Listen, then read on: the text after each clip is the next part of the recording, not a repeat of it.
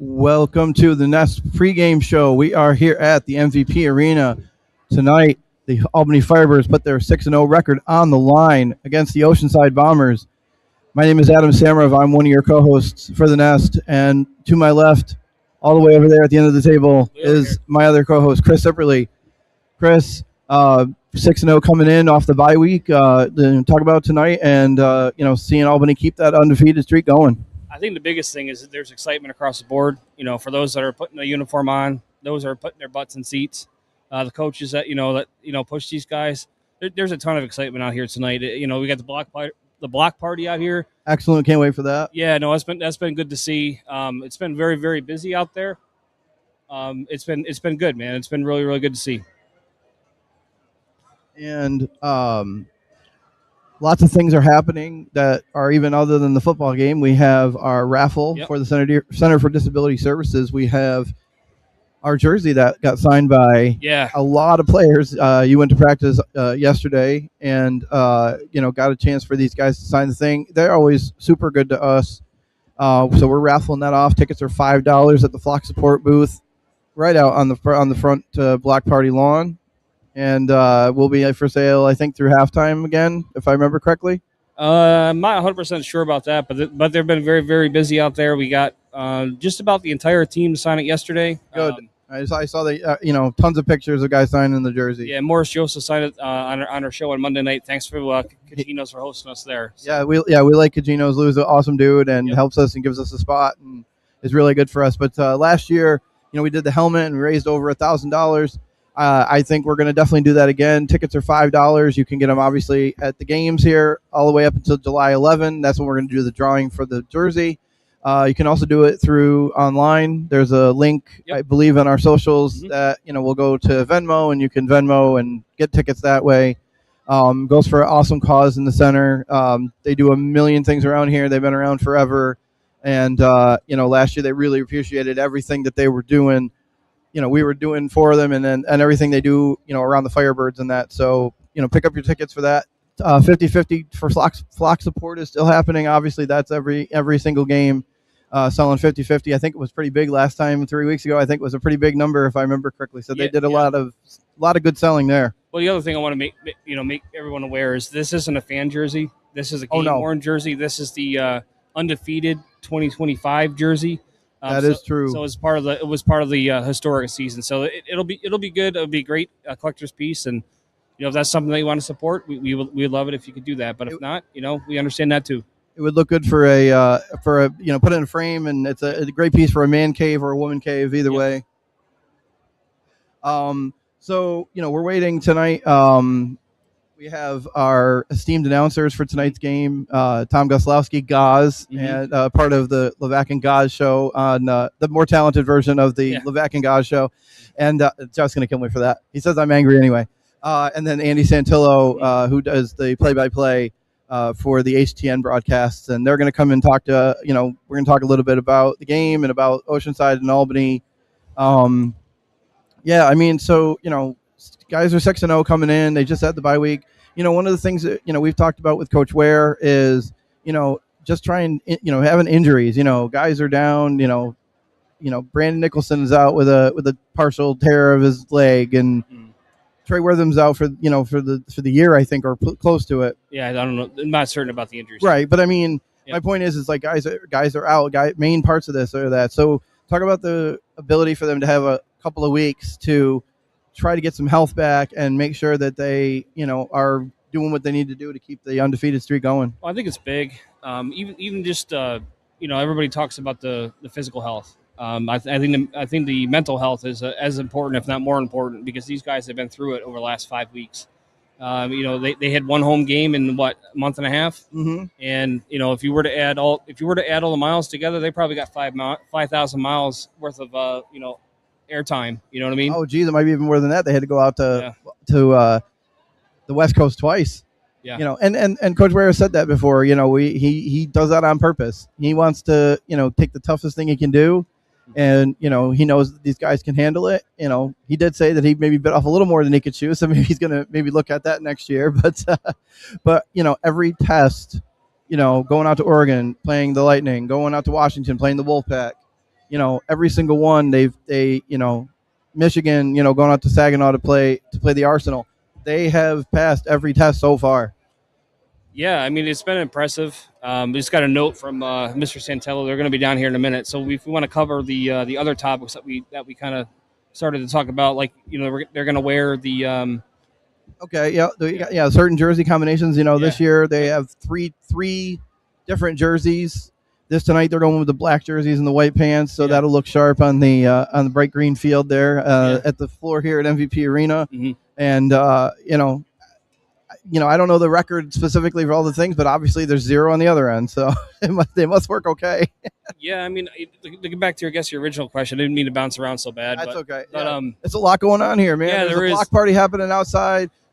South Pearl Street's full. Atrium's getting full. They have stuff for New York State going on here, so it is a lot of people, and we're going to have a bunch of people, maybe 4,000 or 5,000 in the arena tonight cheering on the Firebirds. I'm super impressed at how many fan jerseys are out here. Yes, a lot. I agree. And I would say that it's a combination of, I would say probably Darian Townsend is a leader in the clubhouse in terms of fan jerseys. I definitely see some 21s. Hopefully we see that 21 in the black jersey doing the Dirty Bird on the thing. So earlier, I don't know how many, maybe a week ago during the bye week, we put up team leaders going into the bye week. I believe he has 6 touchdowns, and he's second. He's tied with Isaiah Scott for the team lead in yards as well. And I think Isaiah Scott kind of gets forgotten about a little bit sometimes because he gets up there, and Darian, we'll talk about this more too. But we put out a little teaser, a little taste of our final part of our Opportunity Knocks series. And, we talked to coaches, and, there's a lot of serious topics we talked about, and that'll come out here pretty soon. But we did kind of rapid fire, and we were talking about, the guys that are the biggest trash talkers and the guys that are, the most intellectual and all those kind of things. And biggest trash talker immediately, without a hesitation, Darian Townsend. And I love the video you got of him. He's basically taunting the guy from the Kentucky Barrels. Yeah, amongst friends, we've talked a couple of times about how Darian looks this year. I mean, he seems to be a guy on a mission, not just in his play, just in leading guys, and quite honestly, not putting up with anybody else's garbage. Yeah, and again, you've been able to go to a decent amount of practices this year, and that's something you see. Like, again, obviously you see it on Saturdays, when the lights are on, but you're also seeing it during the week, when the lights aren't on, when it's just the guys and it's just the team, and you see the leadership. Well, he pushed them real hard in camp, and I think in the end, coach didn't get into the details too much, but in terms of the guys that didn't make the team, Darian added to that difficulty. Meaning he not drug guys across the finish line, but he made sure that they put in the effort that they needed to make in order to be on this team. Oh, right. And we've seen that, obviously guys being hurt too, but we've seen, guys that left camp, and, it's been a few weeks, and, things have changed in their situations, and they've, gone on to do other things. So it's like, Coach Ware always, says he brings in 35 starters, and it's a matter of which 24, 25 are going to end up. And then, some guys end up coming back. Jordan Whitley, was in camp and, got cut and then came back because, he did all the right things and made an impression. Oh, for sure. And I think, Coach Ware is very, very open about this. I mean, I think the biggest compliment is how fast someone gets picked up after they leave here in Albany. The ones that actually contributed to the team. There's some ones obviously that have gone unclaimed, but generally speaking, look at Donovan Ollie, right? Like, he went to Oregon, and he's like their top receiver, maybe second receiver, either way. And he had a great game. I think he actually ended up getting hurt again, but that sucks. But yeah, no, it's I think we got a lot of good things going on here in Albany, and the name of the game is just keep putting that number on the left and leaving that number on the right. 0. Yep. I want to talk about Oceanside a little bit. Obviously, we're going to get into the guys and the numbers and all that stuff when Goz and Santillo get here. But Oceanside is a new entity. Like Nashville, we know. I know Kentucky's a new entity, but we have a lot of guys, Mike Lee and Zeke Rose, and some of the guys. So we have an idea who those guys are. Oceanside's a brand new team to the AF1, which is awesome. And they bring a different thing. They have to come across the country. Talk about, them coming across the country, and, Albany's had to do that twice, like going out to Oregon and then Washington for their trip. What does it mean to kind of come across the country, as a player? Talk about that travel stuff and how that can affect you. Well, it all depends on when they got here. Okay. If they, they're supposed to be here at least 24 hours before kickoff, and I have every reason to believe that they had. I'm not saying they didn't. It really comes down to just having that clock ready to go. It isn't like this game is being played at 2:00 and it's going to be 11:00 their time. Right. They played some 5:00 or 4:00 games. They're going to give Albany their best effort. I mean, coach just talked about it ad nauseum every single week, regardless of the team, regardless of the record, regardless of the roster. That sounds like a thing you might have heard yesterday. Yesterday at practice yesterday. Yeah. So I mean, they're gonna get a fistful of Oceanside. That's for sure. I mean, in the end, I think they're gonna bring their A game. Much like a lot of these games is, the first half is kind of not indicative of the second half. So it'll be interesting to see how Albany comes out, because Albany's been kind of there's been weeks where they come out guns a-blazing, and then they kind of slide down just a little bit. 1 second, and then we'll slide down just a little bit. So we got our first guest here, so we're gonna take a break here real quick.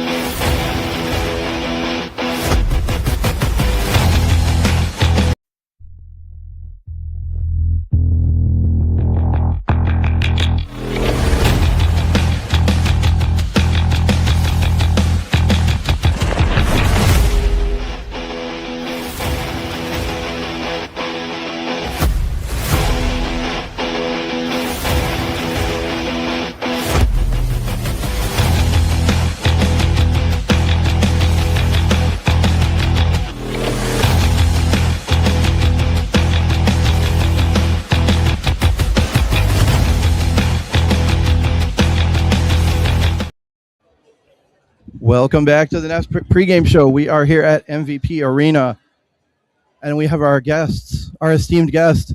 They're doing the announcing for HTN tonight, and on my immediate left is Tom Goslowski, one of the hosts of the Levac and Goz show.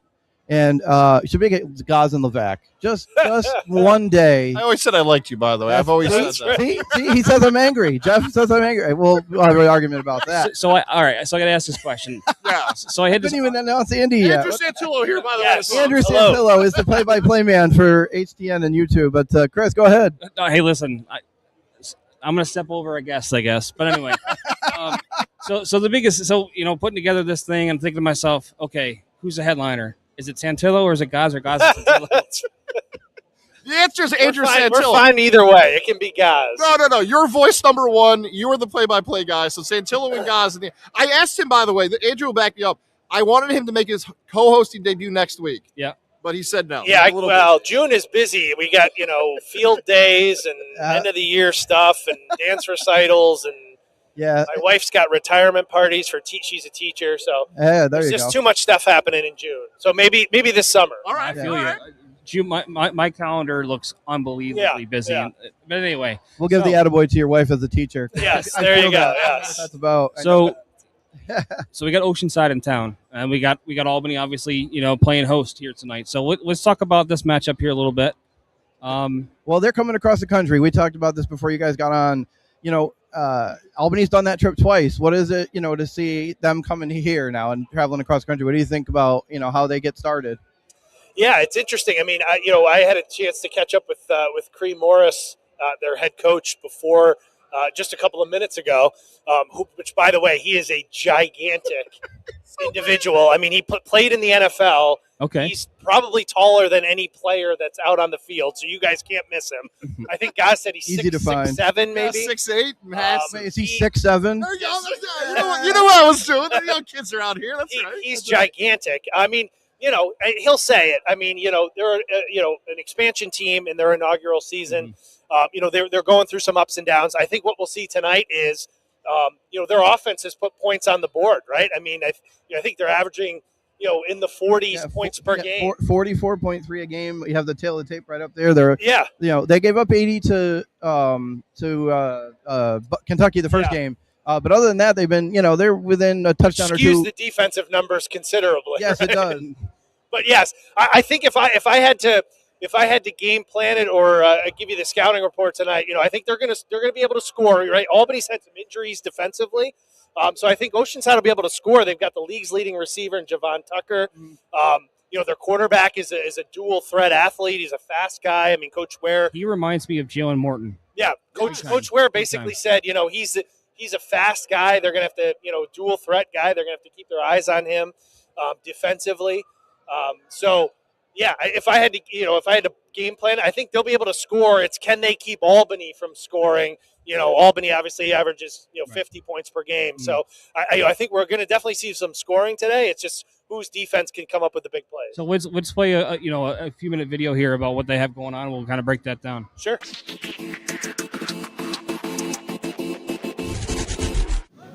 Tajay Brooks will be the man in motion. Strange and Tucker left. Back to throw he goes. Wide open, Jaylon Brooks. Touchdown by Tajay Brooks.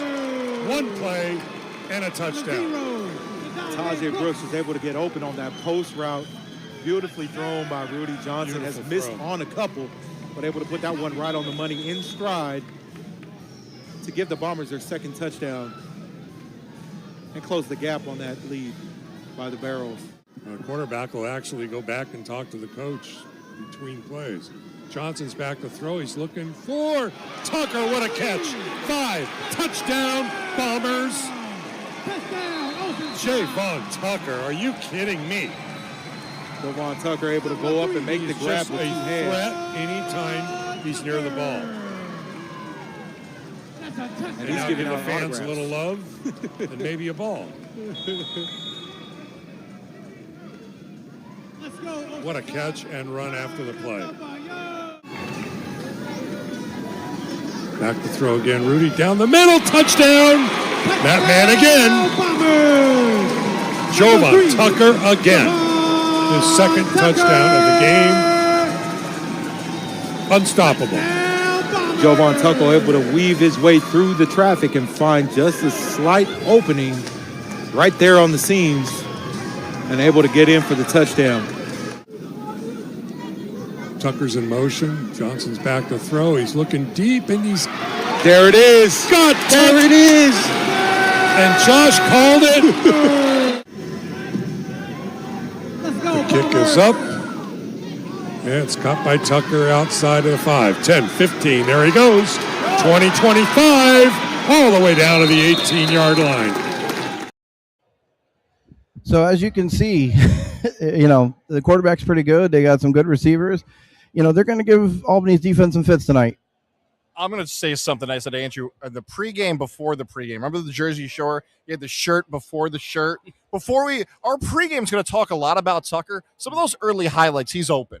Like if Coach Cisse sees Tucker that open, you're going to hear him yelling in the 300s today. Like, he can't get that open. But Tucker is so big. He is so strong. And Andrew will back me up on this, that if Oceanside's won a few more games this season, again, expansion team, franchise, all that, but he has a path to the MVP of the league. Yes. He with an expansion team, with those type of highlights, with those type of stats, if they're in the playoff mix here in the next month or so, and he keeps playing like that, and because of Castronova and DT and some of those stats, like, this is going to be talked about as one of the best players in the league. And if he plays well tonight, I mean, he automatically puts his name in that conversation for the best in AF 1 in 26. Yeah, and Coach Ware said, we just caught up with Coach Ware, and he said we got to be physical with him. He's not a big guy, right? Tucker, 5'10", listed at 5'10", 180.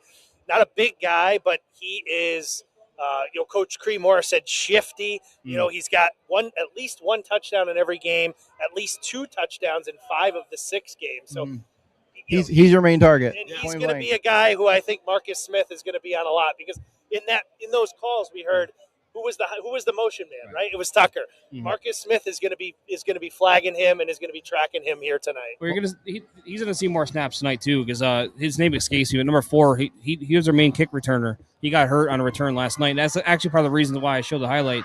Their return team's very good. So in between him and the kickoff return team, if they're consistently giving them the ball on the 20 or 25, that means Albany's have to score every single time.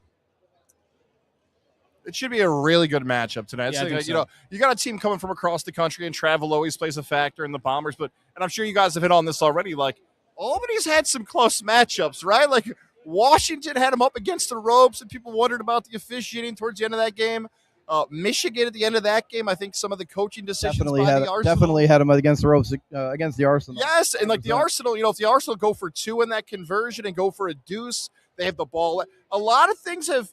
The Albany's got out of the ring with the win, but we'll see what Oceanside can do tonight, especially if it plays like that on offense. Yeah, the other thing to know, and I don't know if you guys have hit on it yet, I don't know if you've seen the rosters yet, but Dwayne Brown is not going to play tonight. Exclusive. So he is exclusive. So he is he's dealing with a little something. He's not inactive, but we just talked to Coach Ware.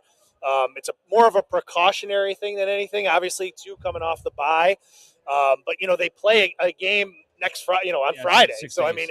Right. There's not a lot of time here. So I think they want to make sure Dwayne is back to 100%.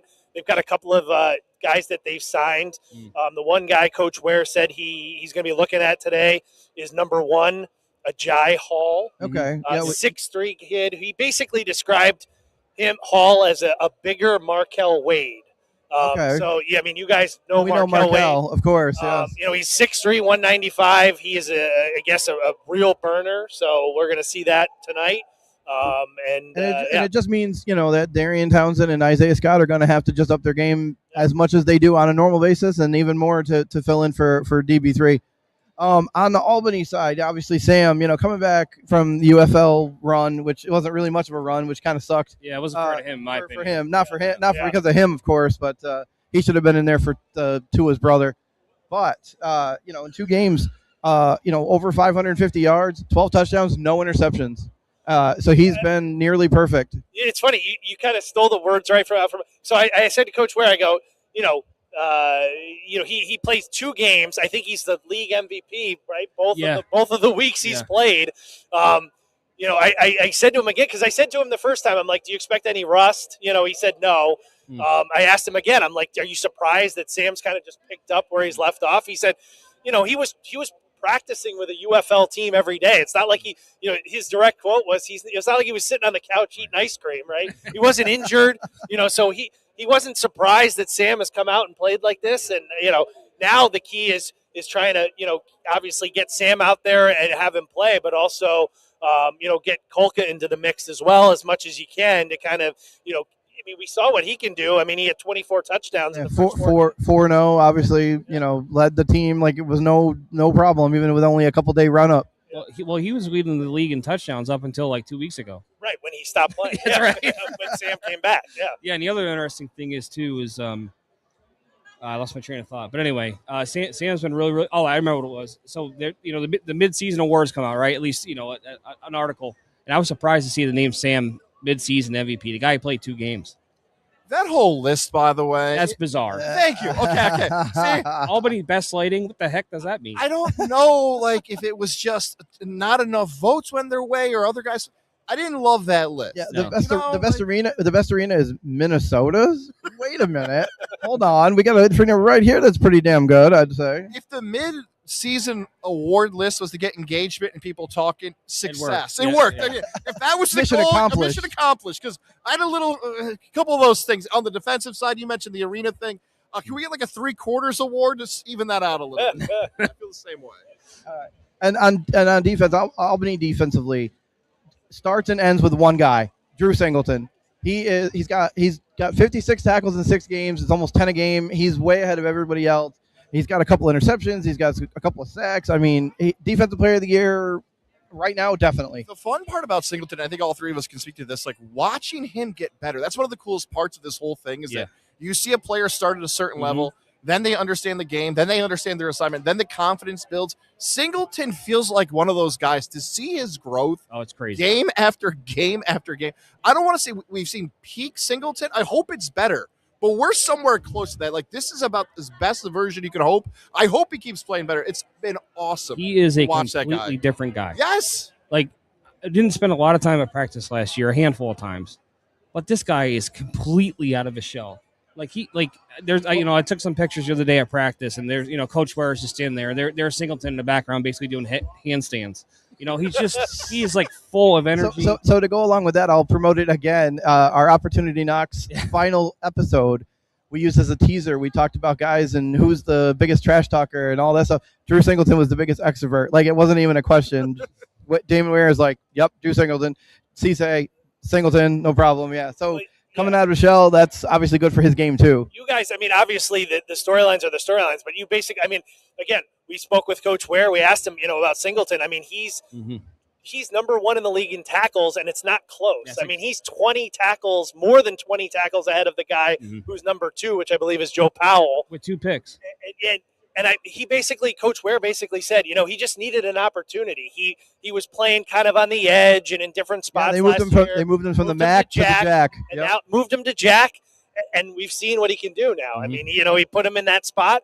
He seized the opportunity and kind of run with it. And to your point, not only has he been, Marcus Smith, I think would maybe have some qualms with best player on the defensive side of the football for Albany, but you can make an argument Drew Singleton's the defensive MVP here halfway through. And just to add a little bit to Andrew's point there, like, let's not forget in football, right? If you're the best team, how rare it is to have a guy leading the league in tackles. Because usually in the second half, they're getting off the field, right? You're burning clock. You're trying to find it. That doesn't happen. It's usually that team in the 500 range because you need a big stop on 4th down. The game's getting extended. To have the league's leader in tackles on the number 1 team in the league is extremely rare at any level of football. Well, I think it'll also be very interesting to see it. I think this week is a big deal because I think the defensive line is what they want it to be. I believe the Mac and Jack is what they want it to be as a whole. They haven't been able to find the combination due to health, do a bunch of different things in the secondary. I think tonight is the night that they finally come together and find that combination, because if they do, Oceanside will have a hard time, I think. Agreed. All right. So we're about 29 minutes away from kickoff. So we will let Andy and Goz here do their thing and head upstairs and get ready to call this game on HTN and YouTube. Gentlemen, thank you for joining us on the pregame show. We really appreciate it. I think we'll leave you with this. The one wild card, and I know you guys know this too from your time covering this game, being in this football space. Watch the defensive and offensive lines. You hit it. I mean, that's where this game is going to be won and lost tonight. 100%. The defensive and offensive line. We've talked about Oceanside, some of their skill players, and they've got some very good skill players. The offense and defensive line are going to be where this game is won and lost. They're a good football team. I mean, their record doesn't necessarily matter. Well, the old saying is our record is what our record is, but I think they're a pretty solid football team, so I think they're going to be ready to play. I know Adam loves those guys in the trenches. Yes, sir. We all do. Thank you guys for having us. Have a great rest of the show. Thank you for everything you guys do for the Firebirds. Honestly, by the way. You guys are anybody who's a Firebirds fan who's not, consuming your guys the shows that you guys put out post game, pre-game, the week leading up to it. I mean, you guys cover this team inside and out. I'm blushing, Andy. And listen, we are the part of the crowd that missed you guys desperately week 1. So we're super happy that you're back. Because I'm not blowing smoke. You guys do. Oh, yes, you are. No, I'm not. These guys do an excellent job on the broadcast. Because I watch every single one to do these video clips and all this other stuff. You guys are so aware of the game, knowledgeable, all of it. So there's your flowers. Thank you. Actually, one more thing. I'm blushing. One more thing. I forgot. Oh, hug. I'm sorry. Go ahead. What's one more thing? All right, we're out of here. Look at this. Yes. What is this? Flock support. No. Yes. I was gonna joke around and say, "Did you guys get me anything for coming?" This is incredibly nice. Look, you got your own too. Look at you got one too. Oh my gosh, the flock support. This is incredible. I saw Father Flocker in here a few minutes ago, but I think he's outside again. This is good because I didn't have any dinner yet. So there we go. This is very nice of you guys. Thank you for that. Thank you for the flock support. That is very kind. Appreciate it. All right. Well, we'll see you in the back in a minute.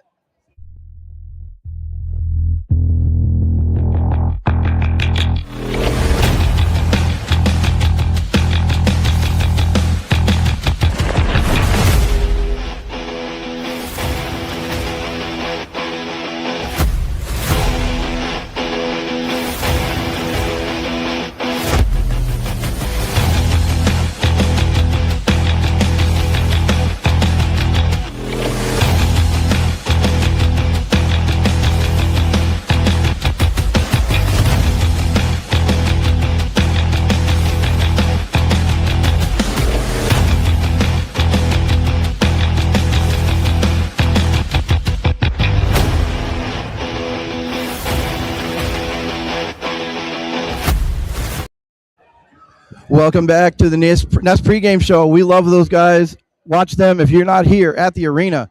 Watch them on HTN Tonight YouTube.